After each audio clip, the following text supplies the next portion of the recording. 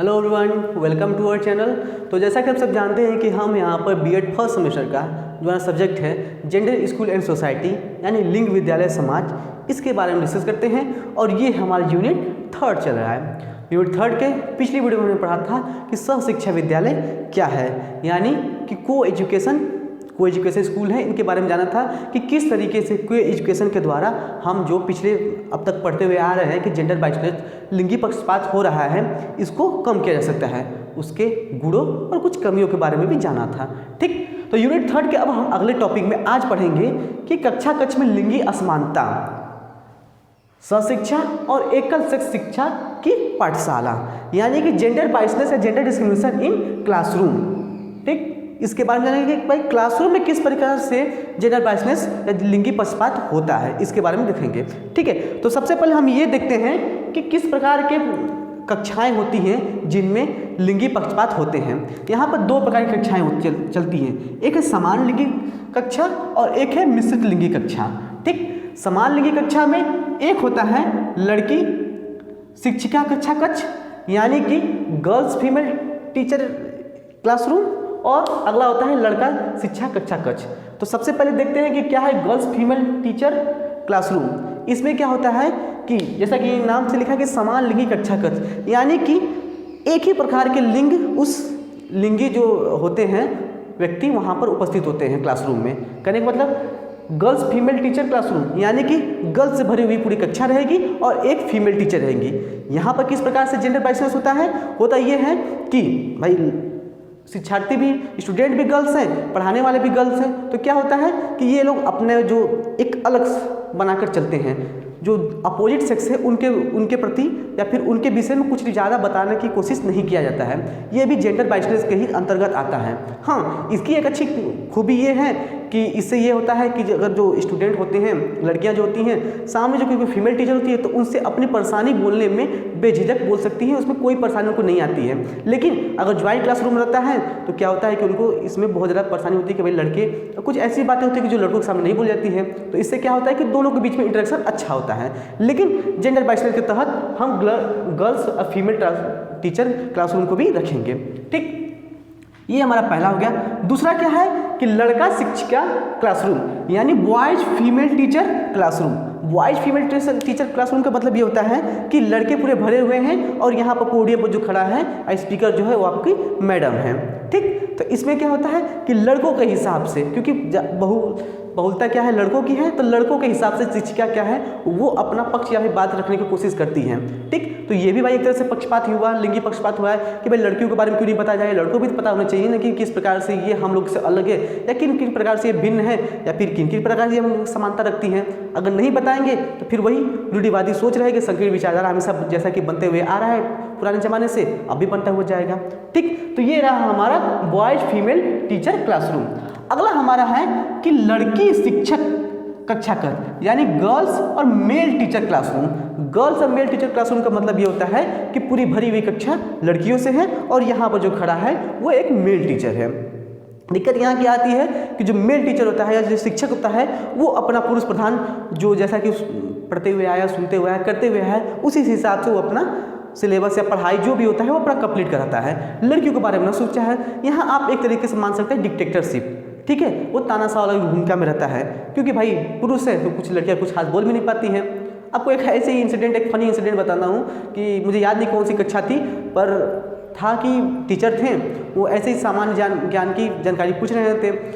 तो अच्छा, इसमें क्या होता है कि लड़कियों को उनके हिसाब से प्रश्न पूछे जाते हैं। तो टीचर क्या थे, लेकिन हाँ भले ही हम लोग का ये क्या था, मिक्स क्लास था, यानी को एजुकेशन था, तो दोनों लड़के लड़की दोनों बैठे थे।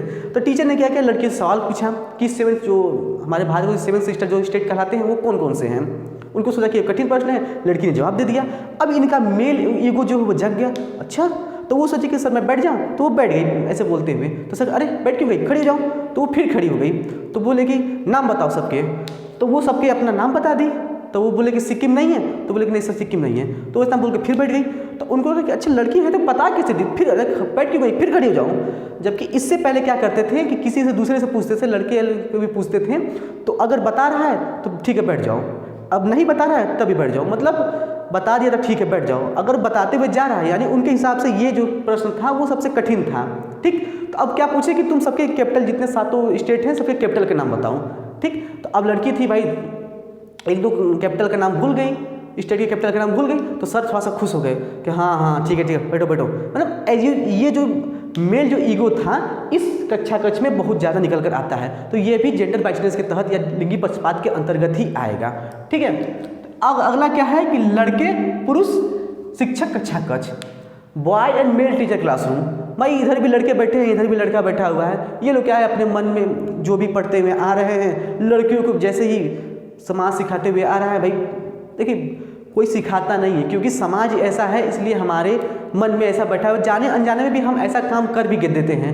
हम भी जो बोलते हैं उम्मीद मतलब कोशिश करते हैं कि मतलब जेंडर पक्षपात ना हो, लेकिन हो सकता है कुछ उदाहरण जो होते हैं, मेरे कुछ एग्जाम्पल होते हैं जो जेंडर बाइसनेस को एग्जाम्पल को प्रस्तुत करते हैं। ठीक है, तो क्या है कि बॉयज मेल टीचर क्लासरूम, इसमें क्या है कि बॉयज मेल टीचर क्लासरूम में जो मेल टीचर होता है वो अपना पुरुष समाज के हुए लेके चलता है, महिलाओं को वैसे ही वो निगलेक्ट करते हुए चलता है। ठीक है, तो ये रही बात हमारी समान लिंगी कक्षा कक्ष में 3 प्रकार की कक्षाओं में किस प्रकार से जेंडर बाइसनेस होता है। ठीक, अगला जो हमारा है कि मिश्रित लिंगी कक्ष यानी मिक्स्ड जेंडर क्लासरूम में किस तरीके से होता है।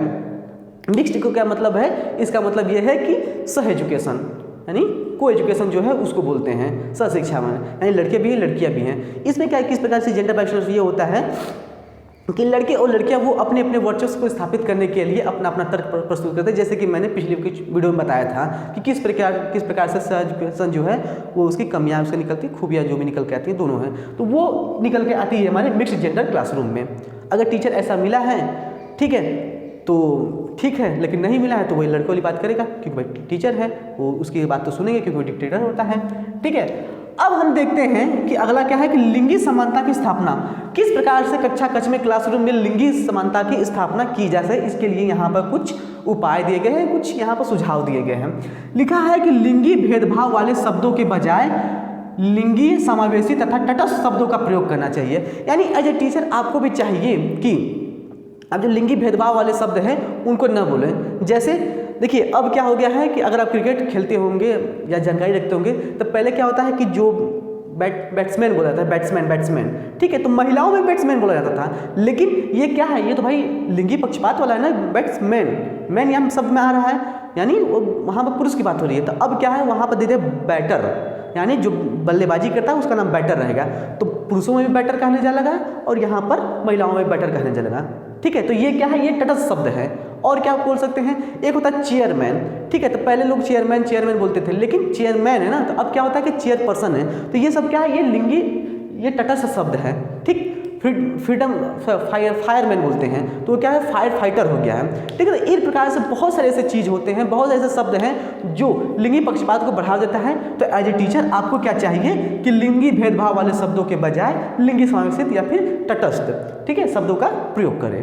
ठीक है, तो ये रही हमारी समानता के स्वरूप की पहला पॉइंट। अगला पॉइंट है क्या है कि शिक्षकों को अपनी अभिवृत्ति यानी एप्टीट्यूड में आवश्यक बदलाव करना चाहिए। यानी कि एज ए टीचर अगर भले ही आपको ऐसी मतलब माहौल नहीं मिला हो जहाँ पर दोनों के एक साथ देखा गया हो, क्या होता है ना कि कभी कभी हम लोगों के जो इन्वायरमेंट होता है वो भी हमारे बहुत ज़्यादा इफेक्ट डालता है। तो ये हमारी गलती नहीं होती, इन्वायरमेंट का भी दोष होता है, समाज का भी दोष होता है कि हम इस तरीके से सोचने लगते हैं। ठीक है, लेकिन एज ए टीचर आपको जरूरी नहीं है कि बचपन से ही बदलेंगे तभी बदलाएंगे, आपको जब चाहेंगे तब बदल सकते हैं। एज ए टीचर आपको दोनों लोग को समान निगाह से देखना है। ठीक है, तो आप शिक्षक को अपनी अभिवृत्ति में आवश्यक बदलाव करना चाहिए ताकि दोनों को एक साथ लेकर चल सके। यही है हमारे कक्षा कुछ में समानता।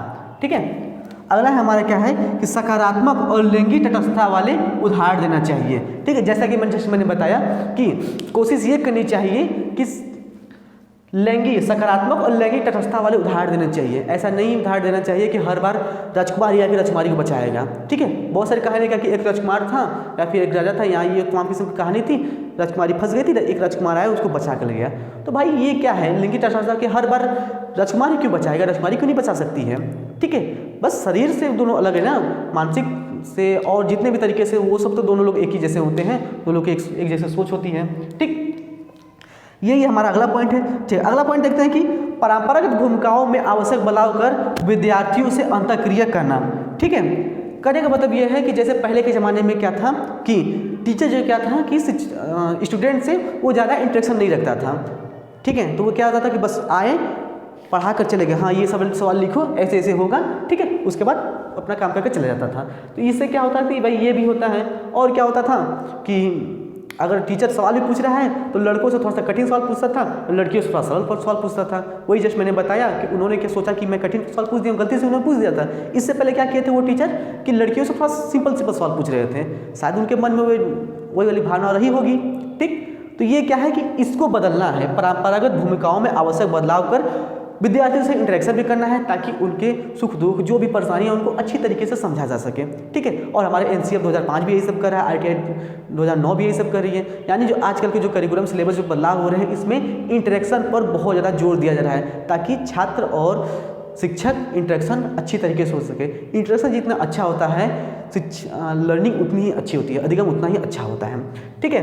अगला हमारा क्या है कि लैंगिक समानता को प्रोत्साहित करने वाले पुस्तकों का प्रयोग, ठीक है। उम्मीद ये करनी चाहिए कि ऐसे रिसोर्सेज का प्रयोग करें जिसमें लैंगिक समानता वाले भाव को रखा गया है, लैंगिक समानता वाले को प्रोत्साहित कर रहा है, ऐसे उसमें उदाहरण दिए गए हैं। पहले के जो किताब आ रही थी उसमें क्या होता था कि डॉक्टर जो रही है या फिर कोई भी ऐसा चीज़ होता है जो नहीं मैंने बताया था कि लिंग में बांट दिया गया कि नहीं पुलिस बनेगा तो मेल ही बनेगा और डॉक्टर बनेगी, नर्स बनेगी तो महिला ही बनेगी, ऐसा कोई जरूरी नहीं है, ठीक है। लेकिन अब के क्या है नए नए जो सिलेबस आ रहे किताबें आ रही उसमें मैंने देखा है कि उसमें क्या है दोनों लोग को अदल बदल के क्या है, लड़कियों को भी पुलिस में दिखाया गया है, पायलट है उसमें भी लड़की को दिखाया गया है, ठीक है। तो ये क्या है कि हमारे लैंगिक समानता वाले प्रोत्साहित करने वाले पुस्तकों को बढ़ावा देना चाहिए। इससे क्या होगा कि हमारे लिंगीय समानता की स्थापना होगी। उम्मीद है कि आपको कक्षा में लिंगीय असमानता को समझ में आया होगा, ठीक है। आप लोग जल्दी से स्क्रीनशॉट लीजिए, फिर हम समझेंगे कि सहशिक्षा विद्यालय और एकल शिक्षा पाठशाला क्या है, इसमें डिफरेंस क्या है, डिफरेंस बता देंगे, उसमें आपको बहुत अच्छे तरीके से समझ में आ जाएगा, ठीक है। आप लोग जल्दी से स्क्रीनशॉट लीजिए, फिर हम आगे चलते हैं। यहाँ हम देखते हैं कि अब कि सहशिक्षा विद्यालय और एकल लिंगी विद्यालय यानी सिंगल सेक्स स्कूल ये क्या है, ठीक है। तो इसके बारे में देखते हैं। यहाँ पर मैंने दो अलग अलग कर दिया है ताकि आपको अच्छी तरीके से समझ में आ सके कि दोनों में अंतर किस प्रकार से है।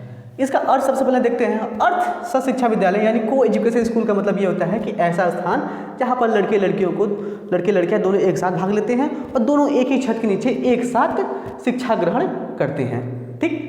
और यहाँ पर एकल विद्यालय क्या का मतलब है, सिंगल सेक्स स्कूल का मतलब ये होता है कि किसी विशेष रूप से या तो लड़के ही होंगे या तो लड़की होंगी, उनके लिए संचालित किए जाते हैं कौन से, एकल लिंगी विद्यालय, ठीक है। उम्मीद है कि अब आपको डिफरेंस समझ में आ गया होगा, ठीक है।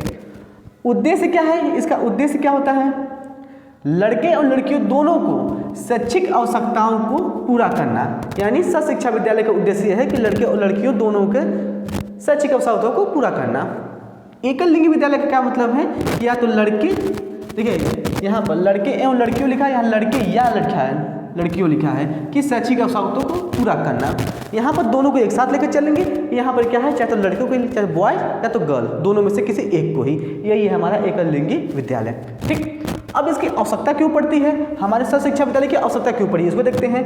दोनों लिंगों के प्रति सम्मान की भावना को उत्पन्न करना। मैंने सहशिक्षा विद्यालय में आपको बहुत ही अच्छी तरीके से बताया कि किस प्रकार से इसको देखा गया। इस पॉइंट को हम समझाने के लिए बहुत ही अच्छी तरीके से आपको बताए थे, ठीक है। तो क्या है कि दोनों लिंगों के प्रति सम्मान की भावनाओं को उत्पन्न ही इसकी आवश्यकता इसलिए पड़ी कि ताकि दोनों लिंगों के प्रति सम्मान की भावना को उत्पन्न किया जा सके, बढ़ावा दिया जा सके। अच्छा, एकल विद्यालय का क्या मतलब है कि यह लड़कियों के सम्मान और प्रतिष्ठा के लिए आवश्यक है। होता ये है कि को एजुकेशन में अधिकतर क्या होता है कि लड़कियों को दबा कर रखा जाता है, क्योंकि भाई लड़कों का वर्चस्व चलता है हर जगह। पुरुष प्रधान समाज इतना भी डेवलप नहीं हुआ है कि महिलाओं को तुरंत ही आगे बढ़ा दिया जा सके, ठीक है। आप देख रहे हैं कि थोड़ी सी भी एक कोई ऐसी जगह महिलाओं ने ऐसा कोई अच्छा काम किया है तो तुरंत पेपर में एकदम छप जाता है। तो आपको नहीं, मतलब कभी आपने ये नहीं सोचा कि मतलब ऐसा क्या हो गया, नॉर्मल तो बात है, लेकिन बात यह है कि ये नॉर्मल नहीं है। ऐसा समाज जहाँ पर पुरुषों का बहुत ही पहले से ही, बहुत ही पुराने ज़माने से वर्चस्व चला आ रहा है, वहाँ लड़कियों ने अपनी सत्ता स्थापित कर रही हैं, तो ये बहुत बड़ी बात है। इसलिए अच्छा, एकल लिंगी विद्यालय में ये होता है कि लड़कियों के सम्मान और प्रतिष्ठा के आवश्यकता इसलिए होती है कि वहाँ पर लड़कियाँ अपने खुले विचार मतलब अपना विचार रख सकती हैं और बहुत ही टेंशन फ्री मतलब जैसे भी रहना है वो अपना रहती हैं। ठीक है, अगर कोई लड़की जो अगर महिला विद्यालय से पास होगी या महिला विद्यालय में पढ़ती होंगी तो इस बात को बहुत अच्छी तरीके से समझ सकती होंगी कि को एजुकेशन में क्या अंतर होता है और जो पूरा महिला विद्यालय उसमें क्या अंतर होता है। ठीक, शक्ति, इससे शक्ति क्या स्ट्रेंथ क्या मिलता है हमारे सशिक्षा विद्यालय, इसको देखते हैं। इससे क्या होता है कि विपरीत लिंग के प्रति व्याप्त भय, देखिए व्याप्त भय को दूर करने में सहायक मिलती है। सशिक्षा विद्यालय का मतलब ये होता है कि लड़के लड़कियों जो एक दूसरे के जो अपोजिट सेक्स के प्रति भय रहता है कि लड़कियों से कैसे बात करते हैं, लड़कों से कैसे बात करते हैं, ये दोनों जेंडर में समान रूप से ये भय हमेशा डर बैठा रहता है कि कैसे बात किया जाता है या फिर जो भी कुछ भी धारणाएं जो बनी हुई है उसको लेकर इस शिक्षा विद्यालय में इस भय को ही दूर करने के लिए हमारी शक्ति मिलती है। इसमें क्या है कि विद्यार्थी चाहे छात्र चाहे छात्रा यानी चाहे मेल या फीमेल, ठीक है, अपने अधिगम की ओर अधिक आकर्षित होते हैं। शक्ति इससे ये मिलती है हमारे एकल विद्यालय से कि इसमें अधिगम की ओर अधिक आकर्षित होते हैं। क्यों?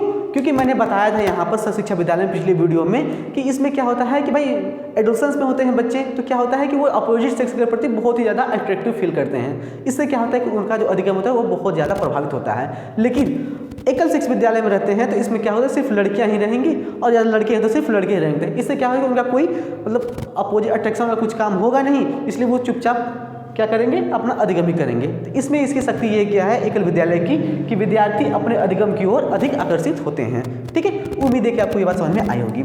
अब इसका प्रभाव क्या देखने को मिलता है, इसको देखते हैं कि लड़के और लड़कियों में के सामाजिकरण को सशिक्षा के सकारात्मक प्रभाव के रूप में देखा जा सकता है। मैंने बताया था पिछले वीडियो में सशिक्षा का मतलब ये होता है कि इसमें क्या है लड़के और लड़कियों को दोनों एक साथ लेकर चलते हैं। इससे क्या होता है कि सामाजिक सोशलाइजेशन में बहुत ही ज़्यादा मदद करता है, क्योंकि भाई समाज में दोनों को एक साथ ही रहना है।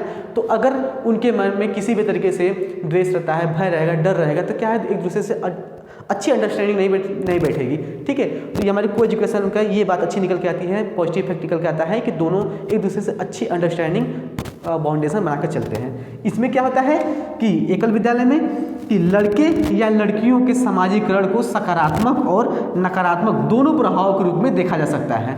ठीक है, देखिए इसमें क्या निकलता है, इसमें मेनली क्या होता है अधिकतर सकारात्मक पक्ष निकल कर आते हैं, लेकिन एकल लिंगी विद्यालय में क्या होता है कि सकारात्मक और नकारात्मक दोनों पक्ष निकल कर आते हैं। ठीक है, तो उम्मीद है कि आपको ये बात पसंद आए, समझ में आई होगी। ठीक है, एक और पॉइंट है कि भारतीय समाज में लड़की जो कि बहुत ही अच्छा है, इसको भी आज ही कवर करते हैं। ठीक है, तो आप लोग जल्दी से स्क्रीनशॉट लीजिए, फिर हम आगे चलते हैं। अब हम देखते हैं कि भारतीय समाज में लड़की यानी गर्ल्स इन इंडियन सोसाइटी।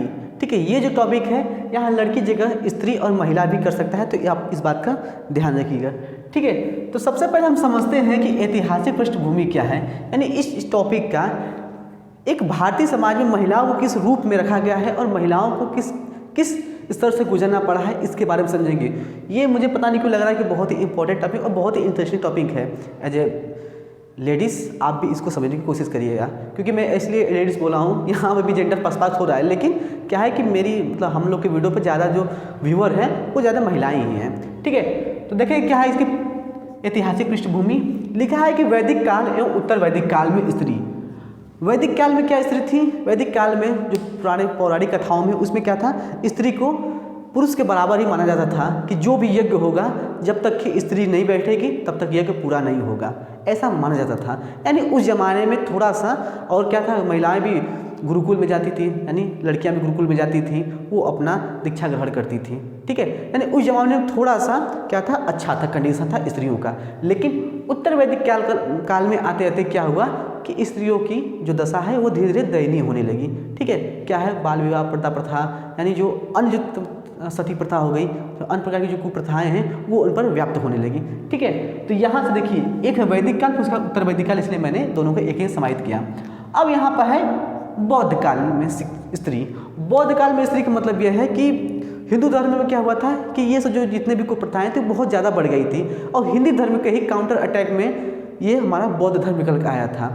इसमें क्या था, हिंदू धर्म में क्या था कि जाति भेदभाव होता था, जाति भेदभाव होता था, लिंगी पक्षपात होता था, अंधविश्वास बहुत ज़्यादा हो गया था। ठीक है, इससे क्या है, इसी को काउंटर करने के लिए बौद्ध धर्म निकला था। इसमें क्या है, सभी लोग एक समान थे। लेकिन बौद्ध धर्म में क्या था कि पहले तो स्त्रियों को संघ से दूर रखा गया था। ठीक है, लेकिन आनंद के कहने पर, आनंद मतलब जो महात्मा बुद्ध के जो शिष्य थे उनके कहने पर जब स्त्रियों को एंटर किया गया तो महात्मा बुद्ध की ये शब्द थे कि जब मेरा जो धर्म है मैंने सोचा था कि बहुत 1000 साल तक चलेगा, लेकिन अब 500 साल तक ही चलेगा।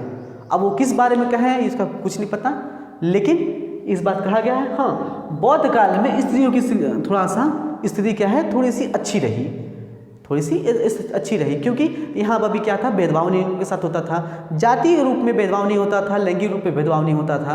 पहले क्या था, हिंदू धर्म में क्या होता था कि नहीं महिलाएं इस मंदिर में नहीं जाएंगी, महिलाएं इस मंदिर में ये काम नहीं करेंगी, वो काम नहीं करेंगी, और जाति भी लेकर बहुत ज़्यादा भेदभाव होता था यानी, ठीक है। लेकिन बौद्ध धर्म में इसको बहुत मतलब इन सबको निगलेक्ट किया जाता था, ठीक है। तो ये बात ये निकल के आती है बौद्ध धर्म में। अगला है कि मध्यकाल में, मध्यकाल का मतलब होता है जब मुस्लिम आक्रमण करते हैं। इस काल में किस प्रकार से स्त्रियां थीं, इस काल में भी स्त्रियों की स्थिति जो है बहुत ही दयनीय हो गई थी, ठीक है। पर्दा प्रथा बहुत ही ज़्यादा प्रचलित हो गया था और सती प्रथा था, ठीक है। विधवा विवाह में तो ये तो बंद हो चुका था, ठीक, बाल विवाह भी शुरू हो चुका था, ठीक है। तो और क्या है कि मध्यकाल में स्त्रियों की स्थिति क्या थी, यहाँ पर भी दयनीय, धीरे धीरे दयनीय हो रही थी, ठीक है। दयनीय बहुत ही ज़्यादा दयनीय हो गई थी। आप किताबों में पढ़ेंगे तो आपको समझ में आएगा किस प्रकार से स्त्रियों को यहाँ पर रखा जाता था। ब्रिटिश काल में महिलाओं की स्थिति, हाँ ब्रिटिश काल में महिलाओं की स्थिति थोड़ा सा उच्चतर हुआ। क्यों?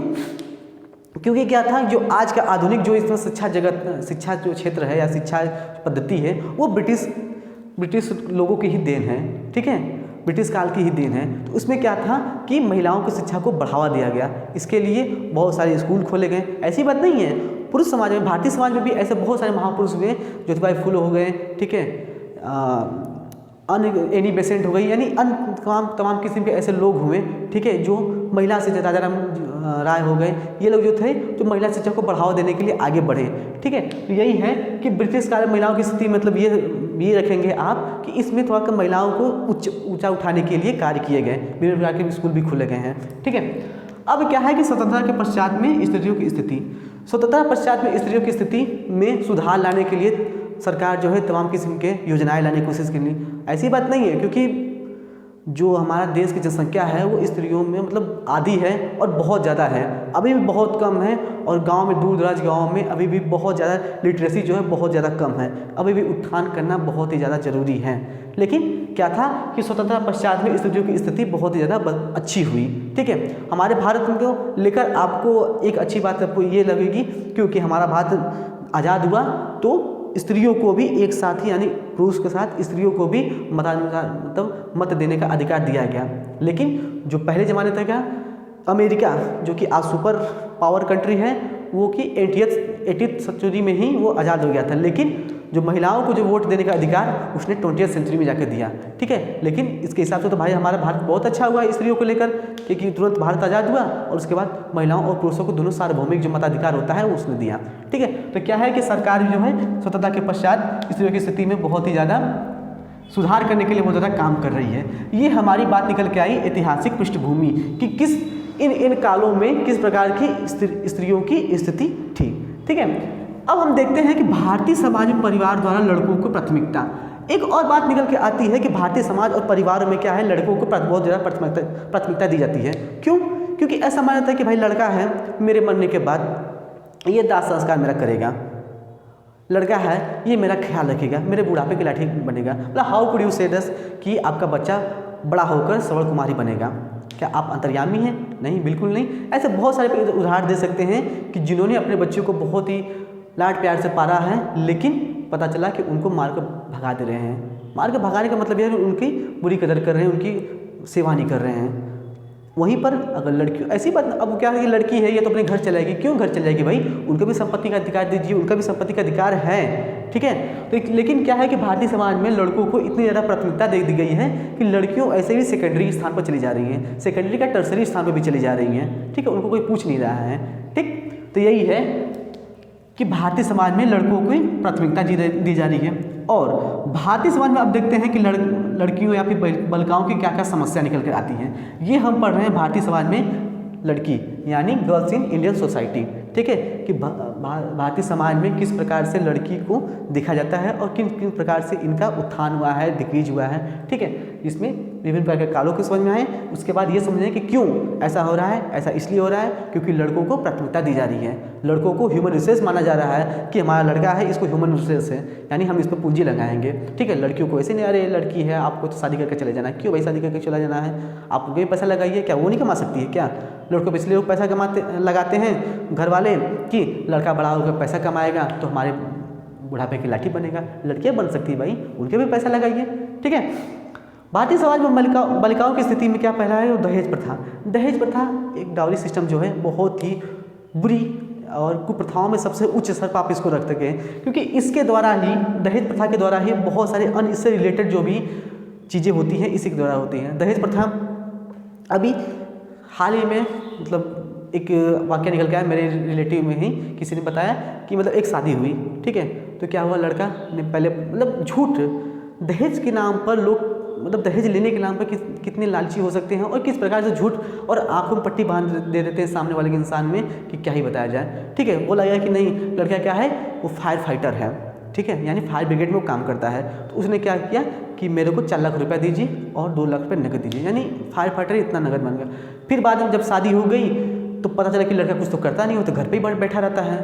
ठीक, जो शादी कराने वाले थे भले ही उन्होंने कुछ भी किया होगा, एक बात अलग है, लेकिन बात यहाँ पर दहेज की निकल कर आती है। क्यों, किस तरीके से, अब 1 साल बाद जब उसका एक बेबी हो गया यानी एक बच्चा हो गया, तो वो क्या कर रहा है कि अगर तुम मुझे 4 लाख रुपये या फिर एक गाड़ी नहीं दोगी, मतलब अपनी पत्नी को बोल रहे हैं नहीं तो मैं तुमको छोड़ दूंगा।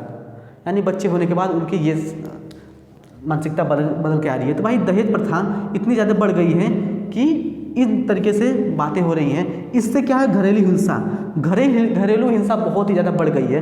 दहेज प्रथा इसका एक ही सिमेट्री रोल निभाता है, क्योंकि दहेज प्रथा के द्वारा ही घरेलू हिंसा बहुत ज़्यादा बढ़ गई है। क्यों, क्योंकि तुम्हारे ऐसी बातें अपने हमेशा सुनते हुए आ रहे हो कि तुम्हारे बाप ने मुझे दिया क्या है, तुम्हारे पिता ने मुझे क्या दिया है, एक साइकिल थमा दिया है, एक सोने की सिकड़ी दिया और क्या दिया है, तुम इसे मुँह उठा कर चली आई हो। इन तमाम किस्म की बातें हैं जो घरेलू हिंसा बदल के आती है। रिपोर्ट बताते हैं कि हर तीसरे मिनट में महिलाओं के साथ दुर्व्यवहार होता है, हर आधे घंटे में महिलाओं के साथ बलात्कार होता है, हर 1 या 2 घंटे में उनके साथ हत्या जरूर हो जाती है। ठीक है, तो ऐसी बातें निकल कर आती हैं। ये सब समस्याएं हैं बालिकाओं की। और क्या है, शिक्षा में असमानता। शिक्षा में भी असमानता देखा गया है कि भाई पहले तो शिक्षा में असमानता इसलिए क्योंकि हो जाती है क्योंकि माता पिता भी कुछ ज़्यादा पढ़े लिखे नहीं हैं। तो भाई शिक्षा सबको अगर दिया जाए, माता को भी दिया जाए, पिता को भी दिया जाए, तो अपने आगे आने वाली पीढ़ियों को क्या है, वो शिक्षा का महत्व बताएंगे, उनको भी शिक्षा देंगी। ठीक है, तो शिक्षा में असमानता के कारण भी बालिकाओं की स्थिति बहुत ही दयनीय हो चुकी है। ठीक है, बाल विवाह के द्वारा भी हम देख सकते हैं कि बालिकाओं की स्थिति बहुत ही बेकार हो चुकी है, क्योंकि बाल विवाह के द्वारा अगर लड़की 18 से भी कम होती है तभी लोग शादी कर देते हैं। हाँ, अच्छी बात यह है कि सरकार अब इस पर बहुत ज़्यादा कड़ा कानून ला दिया है कि अब लड़कियों की भी उम्र भी 21 कर दी गई है, ताकि लड़कियां जो है वो अपना मैच्योर हो सकें। ठीक है, बाल विवाह के द्वारा बहुत ही ज़्यादा दुष्प्रभाव देखने को मिलता है। क्या कि अगर बाल विवाह हो जाता है तो कम उम्र में लड़कियां क्या होती हैं कि वो माँ बन जाती है, इससे उनके शरीर पर बुरा प्रभाव पड़ता है। मैंने तो अपनी आंखों के सामने देखा हुआ है कि मैंने देखता हूँ कि उनका बच्चा है वो भी ऐसे पतले हैं, मतलब बच्चा भी पतला रहता है, वैसे ही कुपोषण की शिकायत टाइप लगता है, और जो लड़की होती है वो भी उसी तरीके से रहती है, यानी उसका अच्छे से शरीर का विकास भी नहीं हो पाता है कि वो माँ बन जाती है। ठीक है, तो ये सब समस्याएं निकल कर आती हैं। अगला कि यौन उत्पीड़न को भी हम देख सकते हैं कि महिलाएं समाज में किस प्रकार से यौन उत्पीड़न को बढ़ावा दे रहा है। ठीक है, बालिकाएं सबसे बड़ी समस्या इस यौन उत्पीड़न को ही देख रही हैं, क्योंकि आजकल समाज में भी आज भी बहुत भले धीरे समाज डेवलप हो रहा है, आधुनिकता की तरफ मॉडर्न बन रहे हैं, आधुनिकता के बढ़ रहे हैं, लेकिन यौन उत्पीड़न जो है कम हो ही नहीं रहा है। आप आए दिन हमेशा न्यूज़ में पेपर में देखते होंगे कि दिल्ली जैसे बड़े शहर, दिल्ली जैसे मेट्रो शहर में, ठीक है, राजधानी में रेप हो रहा है, दुराचार हो रहा है, मर्डर हो रहा है लड़कियों के साथ, ये सब आम बातें हैं। अब दिल्ली देश की राजधानी नहीं, दिल्ली रेपिस्ट कैपिटल ऐसा बोला जाने लगा था कुछ साल पहले तक, था कुछ साल पहले, अभी भी ऐसा बोला जा रहा है। यानी जो यौन उत्पीड़न है वो बालिकाओं की, महिलाओं की सबसे बड़ी समस्या निकलकर सामने आती है। ठीक है, अगला क्या है कि समान कार्य के लिए समान वेतन में भेदभाव। बालिकाओं या स्त्रियों की समस्या निकल कर आती है समान कार्य के लिए, उसी कार्य के लिए बालकों को या फिर पुरुषों को अलग वेतन दिया जाता है और उसी सेम कार्य के लिए महिलाओं को अलग वेतन दिया जाता है। आज भी यही काम है, पहले भी यही काम था। ठीक है, पहले क्या होता था कि महिलाओं को तो ऐसा किया जाता था कि अगर 100 रुपये पुरुष को दिया जाते थे, अगर महिला है तो उसको आधा का आधा दिया जाता था, ठीक है, लगभग 25% दिया जाता था, 25 रुपये इस हिसाब से दिए जाते थे। ये महिलाओं की स्थिति थी हमारे समाज में, ठीक है। उम्मीद है आपको ये बात समझ में आई। आप लोग जल्दी से स्क्रीनशॉट लीजिए। ये हमारा आज यूनिट 3 का पार्ट ए समाप्त होता है। पार्ट बी में हम पढ़ेंगे कि पाठचर्या और शिक्षण विनिमय, लिंगी भेदभाव के असुरक्षित क्षेत्र, जो भी और सारे टॉपिक हैं, अच्छे मेन टॉपिक हैं, उनके बारे में डिस्कस करेंगे। उम्मीद है कि आपको ये बात समझ में आई होगी, ठीक है। अगर नहीं समझ आई आप कमेंट बॉक्स में पूछ सकते हैं, ठीक है। मिलते हैं नेक्स्ट वीडियो में, तब तक के लिए धन्यवाद।